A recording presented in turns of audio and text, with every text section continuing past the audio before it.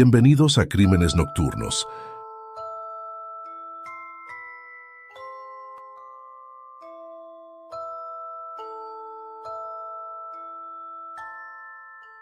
Existen muy pocas cosas capaces de perturbar la mente de alguien que ha mirado de frente a los monstruos más oscuros del ser humano. Pero incluso para John Douglas, uno de los agentes más experimentados del FBI, pionero en el análisis de asesinos seriales, hubo un caso que lo sacudió hasta los cimientos. A mediados de 1985, en la sede del FBI en Quantico, llegó una caja que no contenía solo evidencia. Contenía el reflejo más retorcido y enfermizo que la mente humana podía concebir. Dentro había fotos, cintas y objetos que mostraban un nivel de crueldad que Douglas describiría como lo más depravado que he visto en toda mi carrera. Estados Unidos estaba enfrentando a un nuevo tipo de depredador, un criminal distinto a todos los anteriores, alguien cuyas acciones hacían que figuras como Charles Manson o Dennis Rader parecieran simples principiantes. Hoy, en este video, te llevaré a un viaje directo al corazón del mal más impredecible y diabólico, un caso que estremeció incluso a los agentes más duros del FBI. Así que antes de comenzar, deja tu me gusta y activa las notificaciones, porque lo que vas a escuchar es una de las historias más oscuras que han salido de California. Era el 2 de junio de 1985, y el agente Daniel Wright, de la policía de South City, San Francisco, recibió una llamada rutinaria: un robo en un aserradero local. En esos tiempos, los pequeños hurtos eran algo común, y Daniel no imaginaba que aquel aviso lo llevaría a descubrir algo macabro. Con total calma, condujo hasta el lugar. Al llegar, estacionó su patrulla junto a un Honda Prelude de 1980. En cuanto descendió del vehículo, uno de los empleados del aserradero se le acercó acompañado de un hombre con barba, mirada fija y actitud defensiva. El trabajador le explicó que momentos antes había visto a un cliente asiático junto al hombre barbudo. Uno de ellos había escondido un tornillo de banco dentro de una chaqueta y lo había guardado rápidamente en el maletero del Honda. El oficial Wright se agachó para observar el interior del automóvil y de inmediato notó una bolsa abierta en el asiento trasero. Dentro, algo brilló, una pistola. Al acercarse al cristal, confirmó lo que sospechaba. Se trataba de un revólver calibre 22 acompañado de un silenciador. Justo en ese instante, el hombre barbudo se aproximó con una aparente calma y le dijo al agente: «Aquí está el recibo. Ya pagué el torno que tomó mi amigo. No es necesario que intervenga la policía». Su tono era extraño, demasiado confiado. Pero el oficial no se dejó engañar. Dio media vuelta, regresó a su patrulla y comenzó a comunicar la situación a la central. Mientras tanto, le preguntó al sospechoso a quién pertenecía el Honda Prelude. «Es de un amigo, se llama Lone Bond», respondió el hombre, evitando la mirada del policía. Cuando la central respondió, Daniel dictó el número de matrícula, 838 VBFQ. La operadora confirmó que, efectivamente, el vehículo estaba registrado a nombre de Lone Bond. Pero había un detalle inquietante. El sistema indicaba que no se trataba de un Honda Prelude, sino de un Buick. En ese momento, Daniel comprendió que algo no cuadraba. Las placas eran robadas. Y el vehículo, posiblemente también. El oficial le explicó al sujeto que eso constituía un delito federal y le pidió su licencia de conducir. El hombre obedeció. Pero lo que entregó levantó aún más sospechas.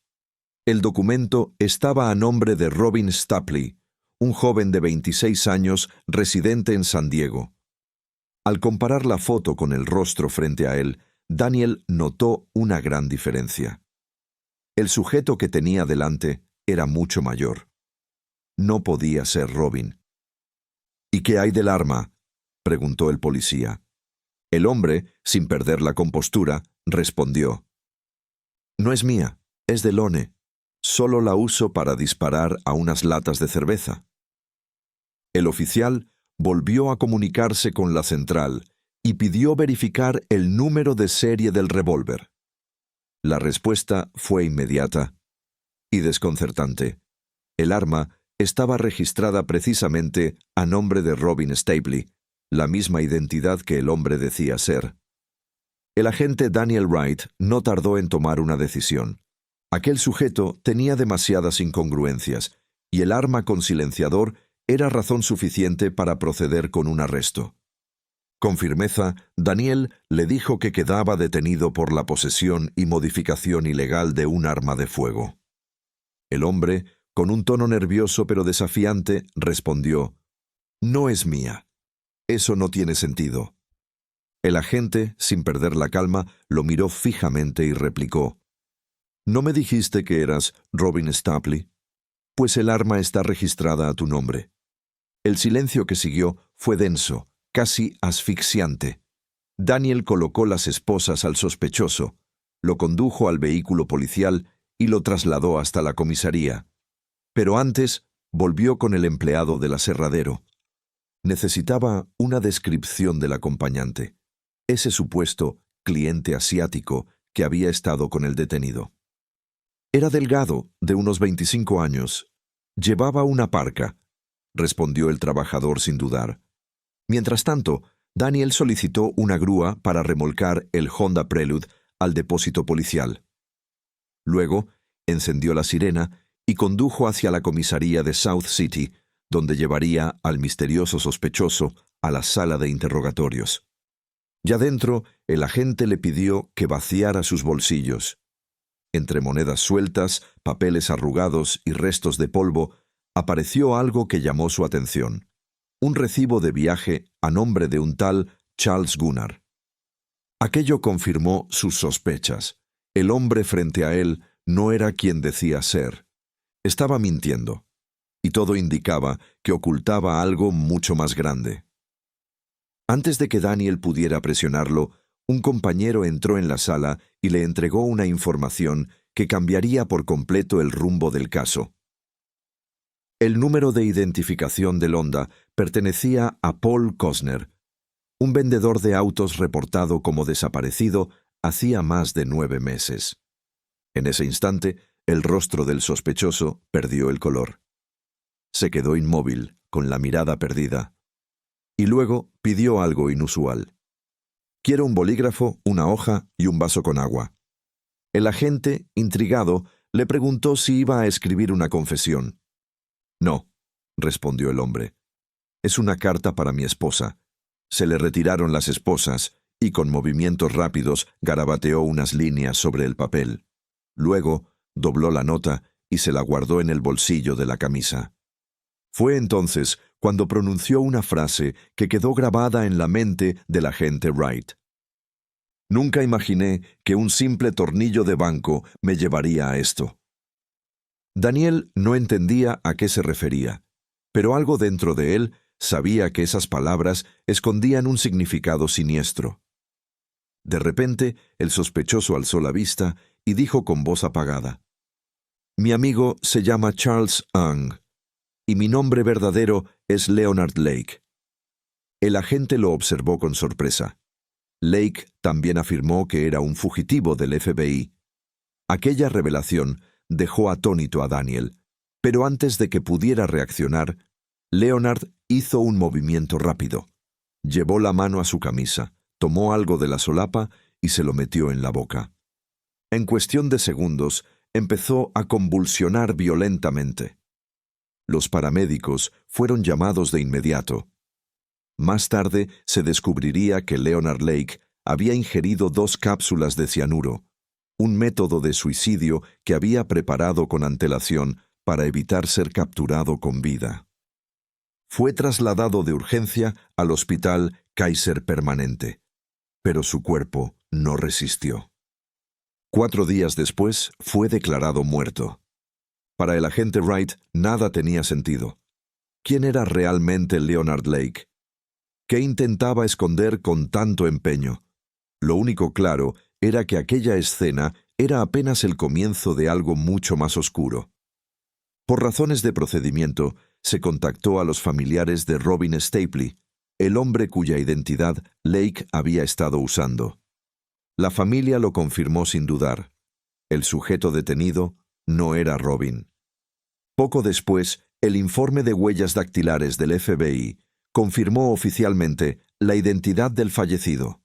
Leonard Lake, un exmilitar con antecedentes por robo, secuestro y comportamiento violento.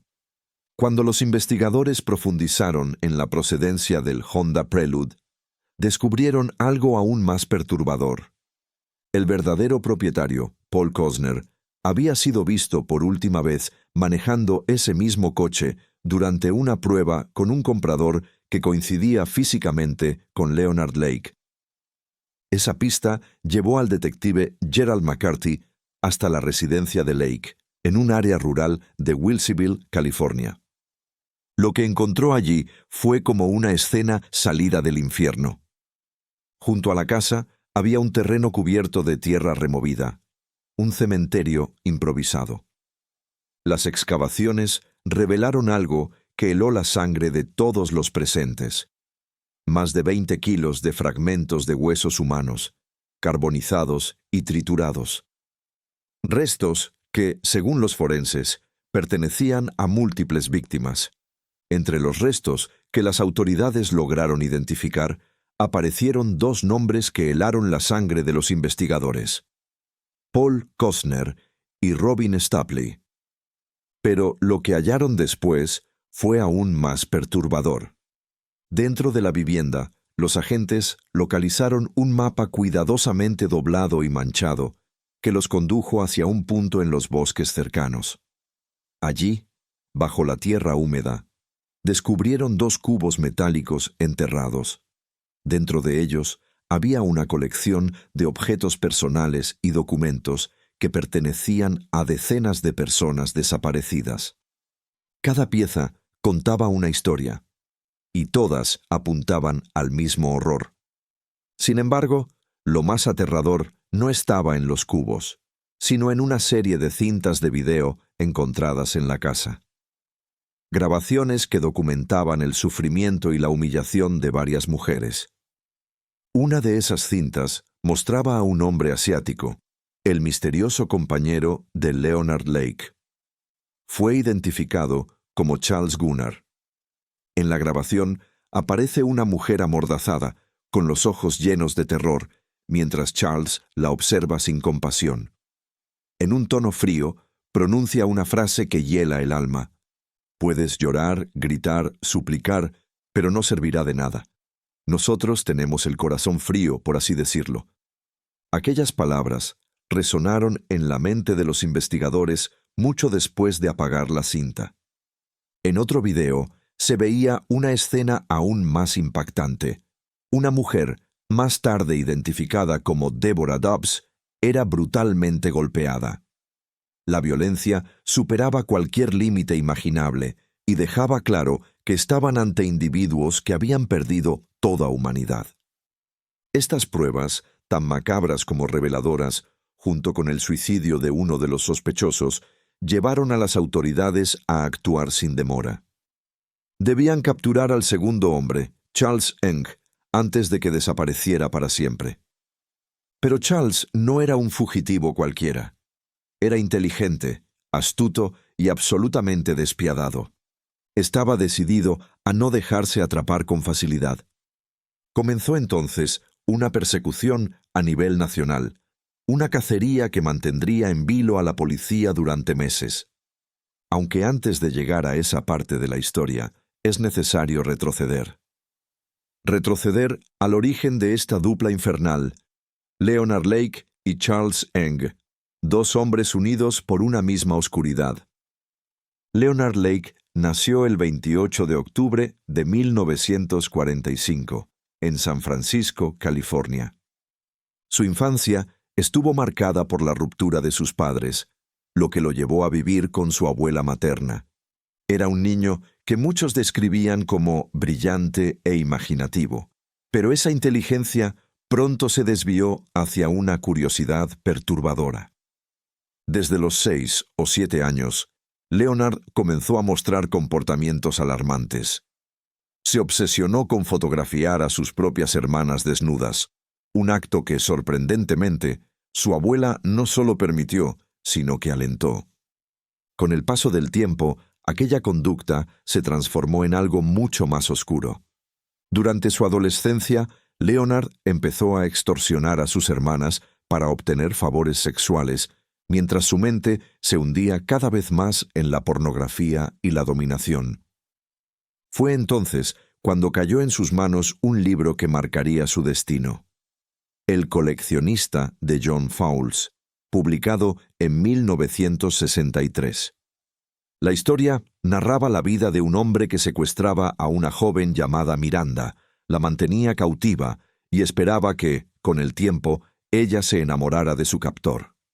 Aquella novela no fue solo una lectura, fue una revelación para Leonard. De ahí nació su enfermiza fantasía, una que más tarde materializaría bajo el nombre de Operación Miranda. Un proyecto que, en su mente distorsionada, sería la cúspide de su dominio sobre los demás. A medida que su mente se deformaba, Leonard también comenzó a experimentar con la muerte. Su pasatiempo favorito se volvió matar ratas, disolviéndolas en productos químicos para observar cómo desaparecían. No era solo curiosidad, era placer. En 1964, tras graduarse del Balboa College, decidió enlistarse en el Cuerpo de Marines de los Estados Unidos. Durante la Guerra de Vietnam, trabajó como técnico en radares electrónicos, pero la experiencia lo quebró por completo. Sufrió una crisis nerviosa severa, y los médicos militares lo diagnosticaron con un trastorno esquizoide de la personalidad. Pasó por terapia psicológica, fue dado de baja en 1971, y poco después quedó fuera del servicio. Al volver a la vida civil, intentó seguir una ruta normal. Se inscribió en la Universidad Estatal de San José, pero no tardó en abandonar los estudios, seducido por el ambiente hippie y libertino de San Francisco. Fue allí donde empezó a explorar sus deseos más oscuros bajo la apariencia de libertad sexual. En 1975 se unió a una comuna hippie, donde incluso llegó a casarse. Pero su matrimonio colapsó cuando su esposa descubrió que Leonard participaba en películas amateur de contenido sádico. Aquel fue el punto de no retorno. Años más tarde, Leonard se mudó a una propiedad rural de más de 5,000 acres en el norte de California. Allí conoció a Carolyn Ballas, con quien volvió a casarse. Esta vez parecía haber encontrado a su compañera ideal. Carolyn compartía muchas de sus perversiones y participaba junto a él en filmaciones caseras de contenido extremo. Pero conforme pasaban los años, Leonard empezó a obsesionarse con otro miedo: el fin del mundo. Convencido de que un holocausto nuclear estaba cerca, decidió construir un búnker subterráneo en su terreno. Su idea era crear un refugio para sobrevivir y mantener allí a sus Mirandas. Sin embargo, el dueño de la propiedad le prohibió continuar las obras y el proyecto quedó inconcluso. Fue entonces, en 1981, cuando Leonard comenzó a publicar anuncios en revistas de supervivencia, buscando a otras personas con ideas similares. Y fue así como el destino lo conectó con su futuro cómplice, Charles Chi-Tat-Eng. Charles Eng nació el 24 de diciembre de 1960 en Hong Kong. Hijo de un alto ejecutivo, creció en una familia adinerada, pero marcada por la violencia y el abuso. Su padre lo castigaba con brutalidad, y eso dejó una huella profunda en él. Desde joven fue descrito como un muchacho solitario, impulsivo y violento. A los 15 años fue arrestado por robo y enviado a un internado en North Yorkshire, Inglaterra. Sin embargo, lejos de reformarse, su comportamiento se volvió aún más agresivo. Fue expulsado y devuelto a Hong Kong, donde su reputación de joven problemático solo empeoró. En 1978, con apenas 18 años, Charles emprendió un viaje hacia los Estados Unidos y se matriculó en la carrera de biología en el Notre Dame College de Del Monte, California. Aquella aventura académica apenas duró medio año. Un incidente automovilístico en el que se vio implicado y del que huyó precipitó un giro drástico en su vida. Para escapar de la posible detención, decidió alistarse en el Cuerpo de Marines de Estados Unidos. Durante su tiempo en el ejército, su conducta acabó por ser problemática. La policía militar lo detuvo por el robo de armas de la armería de la base. Acorralado y ante la posibilidad de un consejo de guerra, Charles volvió a escapar y se trasladó al norte de California, donde su ruta se cruzó con la de Leonard Lake. La alianza entre ambos sería el germen de cosas atroces. Compartieron una casa móvil en Yucaipa, hasta que la intervención federal llegó. Agentes registraron la vivienda y se incautaron de un arsenal de armas y explosivos ilegales. Leonard logró salir bajo fianza, pero optó por ocultarse en una cabaña apartada, propiedad de la familia de su esposa, Caroline, en Wilseyville, condado de Calaveras. Charles, por su parte, afrontó el consejo de guerra. Finalmente, se declaró culpable de los cargos de robo y quedó en libertad condicional. En 1984, Charles fue licenciado del ejército.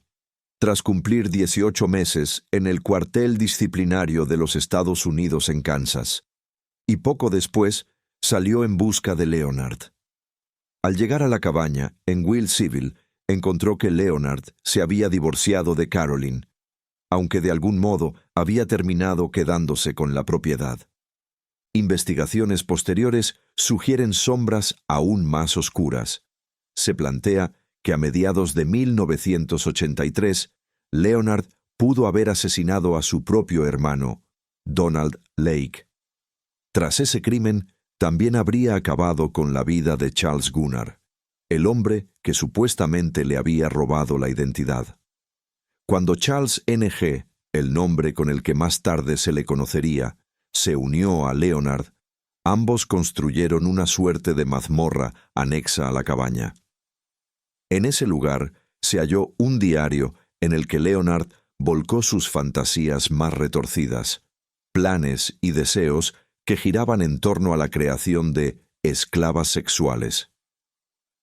En las páginas dejadas por Leonard se leía con fría convicción: Dios quería que las mujeres cocinaran, limpiaran la casa y tuvieran sexo, y cuando no se usaran, debían estar encerradas. Otras entradas dejaban entrever todavía más su delirio de dominación. La hermana de Donald, Amanda, llegó a denunciar la desaparición de su hermano y afirmó haber oído a Leonard hablar de términos inquietantes. Sin embargo, las pesquisas sobre el paradero de Donald no arrojaron pruebas concluyentes contra Leonard. El terror, sin embargo, no tardó en materializarse. El 25 de julio de 1984, la pareja cometió un secuestro que escaló hasta lo monstruoso. Harvey Dobbs, 29 años, su esposa Deborah, 33 años, y su pequeño Sean, 1 año, fueron capturados por Leonard y Charles. El padre y el niño fueron ejecutados casi de inmediato. Deborah, en cambio, sufrió días de tortura, violaciones y golpes, hasta que finalmente fue asesinada. La barbarie continuó con otras víctimas. Randy Johnson, 34 años, amigo del grupo, y 6 meses más tarde, Michael Carroll, 23 años, un antiguo compañero de celda de Charles al que, según se dijo, le atraía ver imágenes de crímenes. El horror siguió su curso. El 12 de abril de 1985, Caitlin Allen, 18 años, novia de Michael, recibió una llamada de Leonard o Charles para convencerla de que acudiera porque su pareja había sido herido de muerte. Ella salió corriendo hacia Will Seville y lo que ocurrió después quedó grabado en las cintas halladas más tarde en la casa. En una de las grabaciones se ve a Caitlin siendo sometida a torturas por parte de Leonard, quien la amenaza con enterrarla junto a Michael si no obedecía. El sheriff Ballard describió esas imágenes como algo que parecía sacado de una película de terror. La crueldad de los perpetradores no tenía límite. Pocos días después, vecinos desaparecieron. Lone Bond, 27 años, su esposa Brenda O'Connor, 19 años, y su hijo de 2 años se esfumaron. Testimonios posteriores indicaron que Brenda había confesado sospechas sobre el vecino. Le habría visto enterrar un cadáver en un bosque cercano.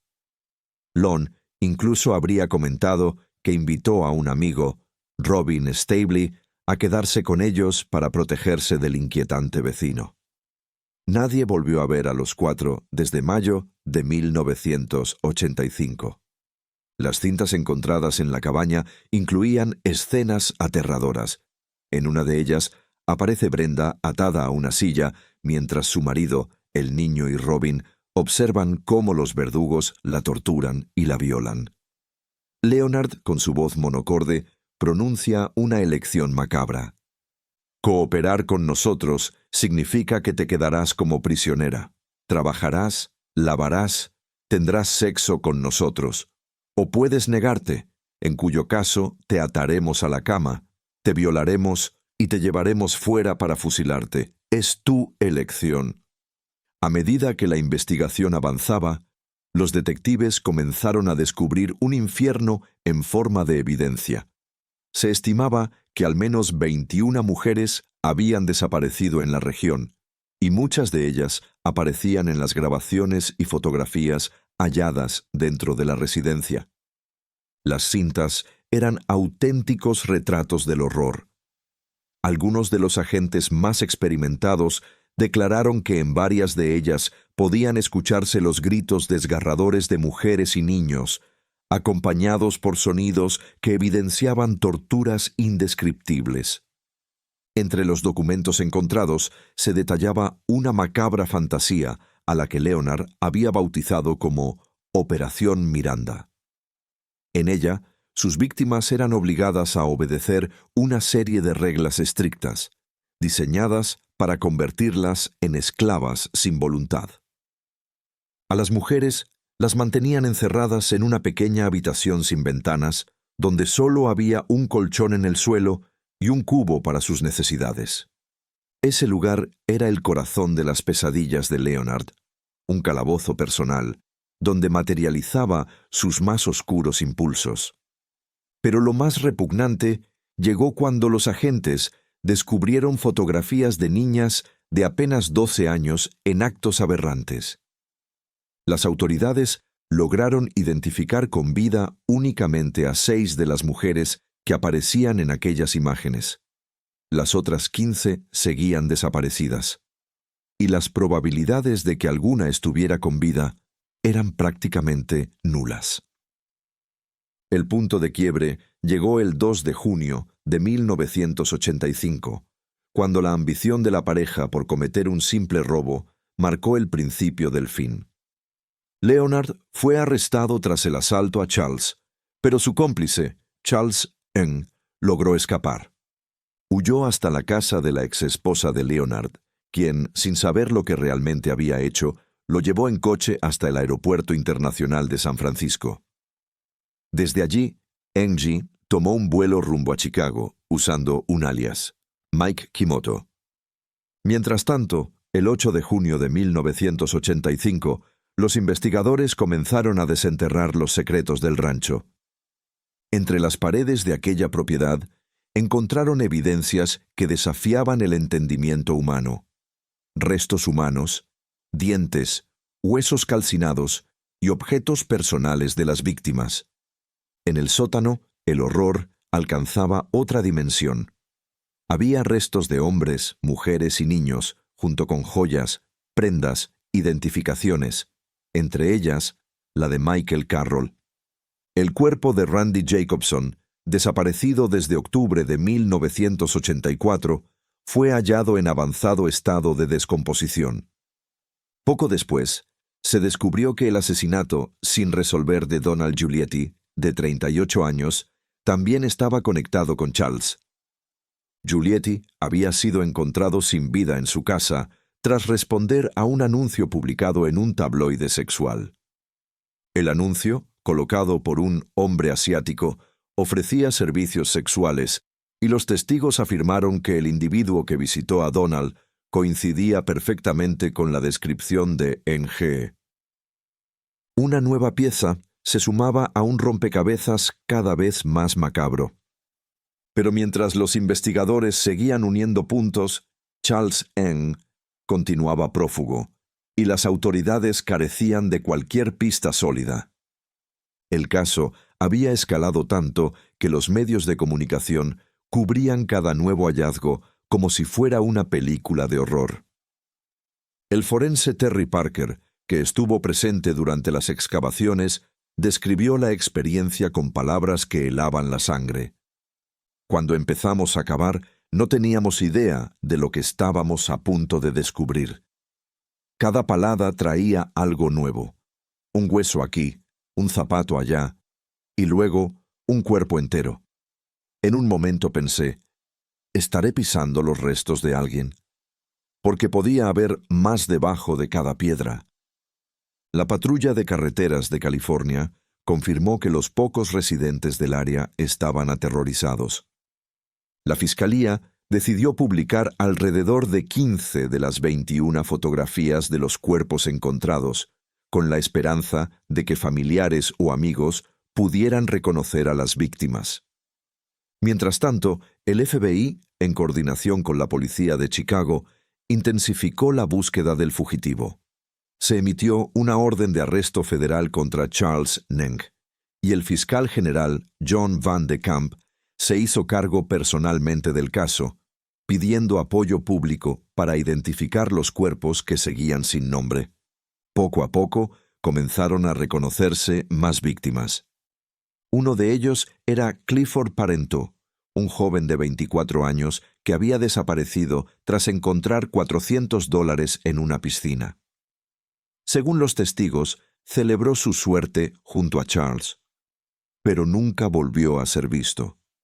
Otro fue Jeff Gerald, de 25 años, desaparecido después de que un hombre asiático le pidiera ayuda para mover unos muebles. Ambos casos terminaron apuntando hacia el mismo culpable. Para ese momento, Ng ya se encontraba refugiado en Calgary, Canadá, intentando pasar desapercibido. Pero su rostro aparecía en cada noticiero y su nombre ya era sinónimo de terror. El FBI alertó a las autoridades canadienses después de que un testigo asegurara haberlo visto en el baño de una estación de autobuses en Chatham, Ontario, afeitándose las cejas y las patillas para cambiar su apariencia. Aún así, logró escabullirse por un tiempo, hasta que su propio impulso criminal lo traicionó. El 6 de julio de 1985 fue arrestado tras disparar a un guardia de seguridad durante un intento de robo en unos grandes almacenes. ¿El objeto del robo? Una simple lata de salmón. En diciembre de 1985, Charles N. fue finalmente declarado culpable de robo, agresión con arma de fuego y posesión ilegal de arma, recibiendo una sentencia de 4 años y medio de prisión. Mientras cumplía su condena en Canadá, el estado de California comenzó a preparar su solicitud de extradición, decidido a juzgarlo en suelo estadounidense por los atroces crímenes que había cometido junto a Leonard Lake. Pero el proceso no sería sencillo. Durante años, Canadá se negó rotundamente a entregarlo, argumentando que hacerlo violaría la Carta Canadiense de Derechos y Libertades, ya que en California el criminal podría enfrentarse a la pena de muerte. Sin embargo, tras una larga batalla legal, el 26 de septiembre de 1991, la Corte Suprema de Canadá decidió, por una estrecha votación de 4 contra 3, autorizar la extradición de Charles Ng a Estados Unidos. Al llegar al condado de Calaveras, fue formalmente acusado de 12 cargos de asesinato en primer grado. Su juicio fue trasladado al condado de Orange, donde permaneció recluido en la prisión de Folsom mientras esperaba su fecha ante el tribunal. Durante ese tiempo, Charles mostró su carácter problemático y manipulador. Los guardias lo sorprendieron ocultando mapas, documentos falsos y herramientas de fuga. Se quejaba constantemente de la comida, de sus gafas, e incluso exigía que le permitieran practicar origami en su celda. Tuvo alrededor de 10 abogados de oficio, pero denunció a todos por incompetencia, hasta lograr que el tribunal le permitiera defenderse a sí mismo. Finalmente, en octubre de 1998, comenzó uno de los juicios más costosos y mediáticos en la historia de California. Una de las testigos clave fue Carolyn Balas, quien había colaborado con las autoridades desde el inicio, ayudando a reconstruir los pasos de Leonard Lake y de su cómplice. Aún así, la defensa intentó restarle importancia, alegando que Charles Ng no era más que un observador, un simple espectador de los actos cometidos por Leonard. Durante el juicio, la Fiscalía presentó videos, fotografías y documentos que mostraban a Charles participando activamente en los crímenes. Pero la defensa intentó buscar apoyo en la psicología criminal. Incluso recurrieron al legendario John Douglas, exagente del FBI y pionero en el perfilado de asesinos en serie. Douglas, tras revisar los archivos, concluyó que Charles había participado en los asesinatos de manera voluntaria, lo que enfureció a su defensa, que buscó nuevos expertos. El psiquiatra Stuart Grecian testificó a favor de Ng, asegurando que padecía un trastorno de personalidad dependiente, lo que lo habría llevado a cometer los crímenes para complacer a Leonard Lake. Sin embargo, durante el contrainterrogatorio, el propio Stewart admitió no haber visto los videos del caso, debilitando por completo su testimonio. Mientras el juicio continuaba, Charles comenzó a comportarse de forma errática. Intentó contactar por teléfono con un miembro del jurado, buscando sabotear el proceso. Eso fue el punto final. En febrero de 1999, el jurado lo declaró culpable de 11 asesinatos, incluyendo los de 6 hombres, 3 mujeres y 2 bebés. Solo fue absuelto del caso de Paul Cosner, desaparecido en 1984 por falta de pruebas. El 30 de junio de 1999, el juez John Ryan aceptó la recomendación del jurado y dictó la pena de muerte para Charles Ng, afirmando que sus crímenes fueron cometidos con plena conciencia y voluntad. El juicio tuvo un costo de $20 millones, convirtiéndose en el proceso judicial más caro de la historia de California. Tras el veredicto, los fiscales señalaron que su participación era evidente en las grabaciones halladas, así como en las notas escritas por Leonard Lake, donde se detallaban varias de sus víctimas. Entre ellas estaban Cheryl Okoro, de 26 años, y Mary C. Walke, de 38, quienes desaparecieron tras visitar la granja. Los restos óseos de ambas fueron encontrados en un bosque cercano, aunque debido a la muerte de Leonard y la falta de pruebas directas contra Ng, esos casos no fueron juzgados. Hoy, Charles Ng continúa recluido en el corredor de la muerte de la prisión estatal de San Quintín, en California. El 28 de julio de 2022, el Tribunal Supremo de California confirmó su condena a muerte, aunque hasta el día de hoy no se ha fijado una fecha de ejecución. A lo largo de este video, hemos evitado mostrar las escenas más explícitas y perturbadoras del caso. Sin embargo, en Internet circulan fotografías y videos de las pruebas halladas por la policía, material que no recomendamos ver, especialmente para personas sensibles. Los investigadores creen que Leonard Lake y Charles Ehrenk son responsables de torturar, violar y asesinar al menos a 25 personas. Una cifra aterradora que deja una huella imborrable en la historia criminal de Estados Unidos. La historia de Leonard Lake y Charles Ang no solo nos muestra hasta dónde puede llegar la mente humana cuando se corrompe por completo, sino también cómo el mal puede esconderse tras una simple sonrisa o una vida aparentemente normal. Si llegaste hasta este punto, déjanos un comentario con tu opinión sobre este caso. Tu participación ayuda muchísimo a que Crímenes Nocturnos siga creciendo y a que más personas conozcan estas historias. No olvides suscribirte y activar la campanita para no perderte los próximos casos que pronto estrenaremos. Esto fue Crímenes Nocturnos, donde las sombras hablan y la verdad nunca duerme.